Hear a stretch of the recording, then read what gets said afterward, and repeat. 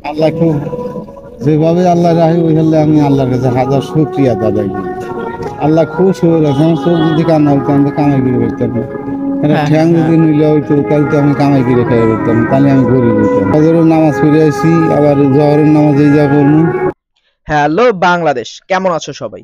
তোমরা এতক্ষণ যে মুরব্বিকে দেখলে, তার এত কষ্টের ভিতর থেকেও সে কিন্তু তার আল্লাহকে ছাড়েনি। সে এখনো ৫ ওয়াক্ত নামাজ পড়ার ট্রাই করে। সো চলো তার জীবনের দুঃখ কষ্টের গল্পের কাহিনী শোনা যাক। আচ্ছা, ভালো আছেন? আলহামদুলিল্লাহ। এখন আমি আপনার সাথে আপনার জীবনের কিছু জানতে চাই। এই যে চিপস বলেন, তারপরে এইভাবে যে কষ্ট করতেছেন এই বয়সে এসে, এখানে যে কষ্ট করতেছেন, চিপস বিক্রি করতেছেন বা এই যে কি বলে ওগুলোরে পপকর্ন বিক্রি পপকর্ন, করতেছেন, পানি। এগুলো যে এরকম ঘুরে ঘুরে এই বয়সে যে বিক্রি করতেছেন, সেটা তো একটা কষ্টের বিষয় না?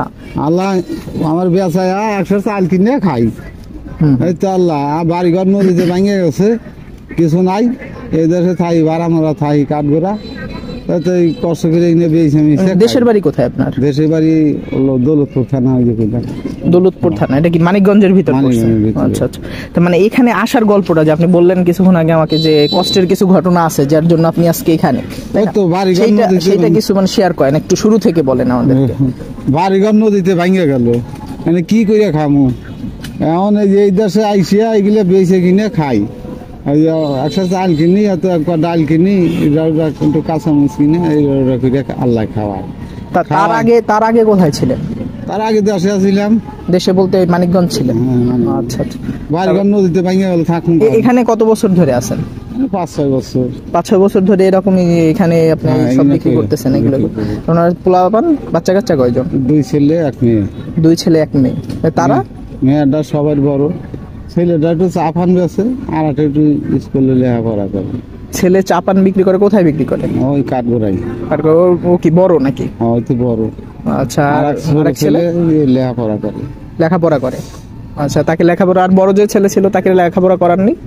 এ সামান্য কিছু লেখাপড়া কইরা দোকান করার জুগিরে খায়, আচ্ছা তার মতো হে খায়। আর ওই ছেলেটুক লেখাপড়া করে, গরিব মানুষ, ওই স্কুলে যায়। যাকে পোলাপান লেখাপড়া দেখানো। করলে মানুষ হলে হয়তো বা আপনার দুঃখটা হ্যাঁ, ঘুচবে। আল্লাহ 2 মানুষ করে, তাই তো। আপনার ওয়াইফ মানে বউ কি বেঁচে আছেন?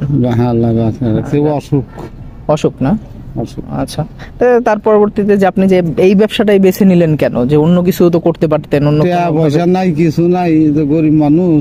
তো এই বেচে বাহি করে আনি, বেচে তার চালান দিয়ে 100 চাল কিনে বাসায় যাই। মানে এগুলো বাকিতে নিয়ে আসতে হয়, পরে হ্যাঁ। সারাদিন পর বিক্রি করা শেষ হলে টাকা দিয়া, তার ওই যে মালের টাকা দিয়ে যাবা আছে নিজেরা চাল কিনে যায় খাই।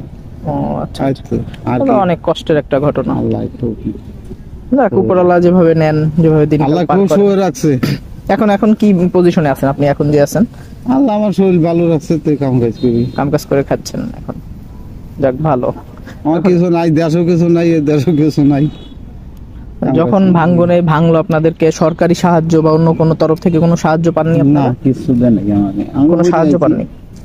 দেশে তো হইরে আইছি, আমার সরকার কিছু দেয় নাই। তো ওখানে কি ছিল আপনার? কি ছিল যেগুলো আপনার সব শেষ হয়ে গেল? একটু জায়গা জমি আছিল, বাড়ি ঘর ছিল। তখন কি করতেন আপনি? তখন ওই যে মানুষের বাড়ি কামলা দিতাম, আর একটু জায়গা ছিল আবাদ করি। মানে ঘরের ওই যে ভাড়া তো আর লাগতো না, না। ভাড়াটা লাগতো না, ওখানে যা হতো হ্যাঁ, মানুষের তাই ওখানে কাজ খাইতাম। করে সেটা খাইতেন? হ্যাঁ, তাই আচ্ছা, ঠিক আছে। খাইতাম, আল্লাহ তাই আর খাওয়ায়। পোলা তো পোলা আপনার সাথেই না, ছেলে আপনার? না, বেনু। আপনার ছেলে, বড় ছেলে যে দোকানদারি করে আপনার সাথে থাকে না? না, না। তার মানে ও চাল পান নিয়া হ্যাঁ হ্যাঁ, আলাদা। আপনাকে দেখে না? দেখবো কি হইতে বাসে না।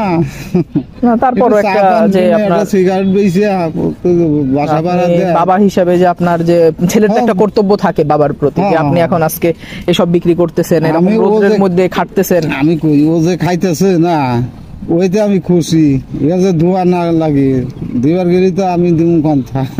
আমি তো বাঁচি না, ওর তো ও বউ বাঁচে বাচ্চা আছে না। না, একটা সময়ের পর তো দুটো আমাদের মেয়ে, ওরা 2-4 জন মানুষ খায়, একটু চা পান বেশি, এ তো চলে, কষ্ট করে চলে।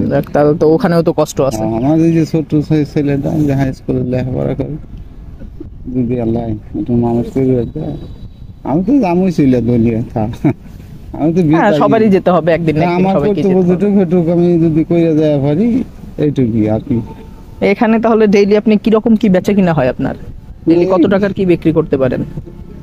বললাম না, বলে 150-200।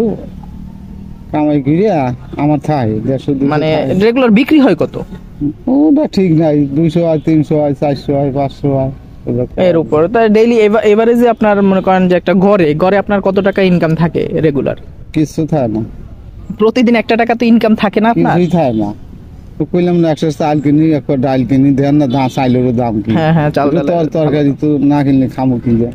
সেটাই এটা আবার তাও তো- করছি, ওই তো 200-250 যা কামাই কিনতে আছে, আমার ঘরে আর থাকে না। এই তো। তাহলে এইভাবে করে তাহলে আপনার জীবন যাপন হ্যাঁ, জীবন কি যাচ্ছে বর্তমানে? আল্লাহ খুব, যেভাবে আল্লাহ রাহে ওইভাবে আমি আল্লাহর কাছে হাজার শুকরিয়া দাদা করি। আল্লাহ খুব সুযোগ রাখছে, আমার চোখ যদি কান্না হইতো আমি তো কামাই করে করতাম না, এটা হ্যাঁ, ঠ্যাং যদি নিলে হইতো তাহলে তো আমি কামাই করে খেয়ে করতাম, তাহলে আমি গরিব হইতাম। না না, আল্লাহ আমার যার খুব যার সুযোগ সবকিছু আছে, যার হাত পা সবকিছু সব আছে, আল্লাহ ভালো সেই ভালো মানুষ, হ্যাঁ। সে কখনো গরিব হতে পারে এই আল্লাহর ঘরে যাই, ফজরের নামাজ পড়ে আসি, আবার জহরের নামাজ এই যা পড়বো, আবার হয়তো টুকটাক ওই যে গামছা বিছে এক জায়গা একটু রেস্ট করুন। নামাজ পড়ি। নামাজ পড়ুন। আল্লাহ আচ্ছা পাঁচ ওয়াক্ত পড়িনি আর কি, 2 ওয়াক্ত কামাই যায়, আবার কাইজা নামাজ পড়ি।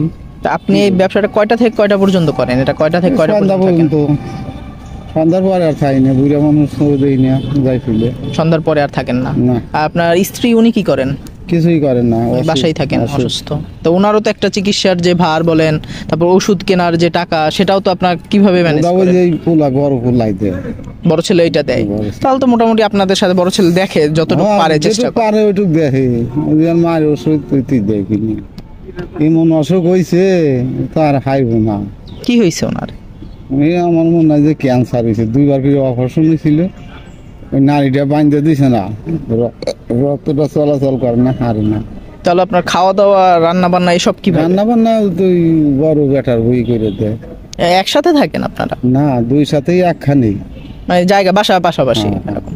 এক বাসাই, ওরা এক জমি থাকে, আমরা এক জমি থাকি।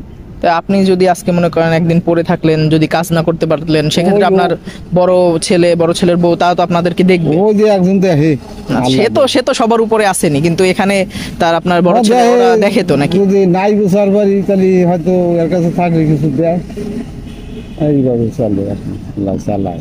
নেন, আচ্ছা। বাজান, আমি আচ্ছা ঠিক আছে, ভালো থাকবেন আপনি। হ্যাঁ।